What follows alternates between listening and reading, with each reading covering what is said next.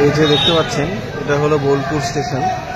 বোলপুরে রীতিমতো টোটোতে দাদাগিরি, যে এই দেখুন, যে কোন প্যাসেঞ্জার আগে ধরবে, কে ধরবে সেই নিয়ে রীতিমতো মানে হামলা ডাকাতি হওয়ার মতো অবস্থা।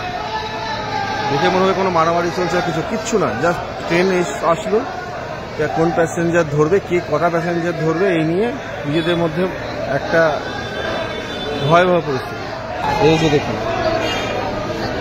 ওই গেট থেকে এখন প্যাসেঞ্জাররা বেরিয়ে আসবে, আর টোটোদের মধ্যে দেখুন